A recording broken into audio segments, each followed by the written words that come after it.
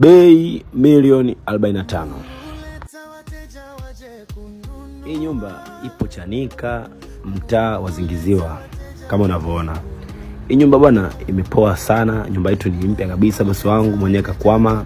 Nyumba naitupa kwa milioni 45 tu tajiri kama unavyoona. Nyumba yetu ina frame 2 za biashara.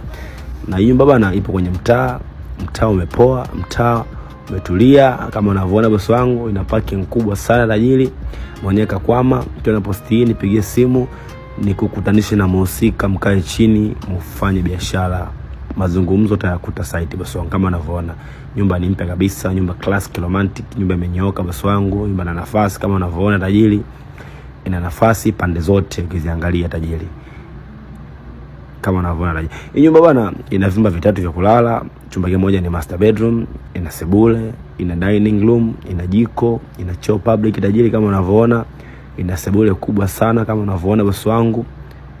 Ukiona posti piga simu kwa wakati tajiri, tumalize biashara.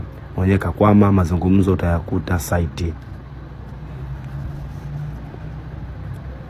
Karibu sana. Hapa ni Chanika, mtaa wa Zingiziwa. Nyumba ipo karibu kabisa na barabara. Ipo karibu kabisa na stendi ya Zingiziwa. Ukiona posti hii piga simu kwa wakati, tumalize biashara.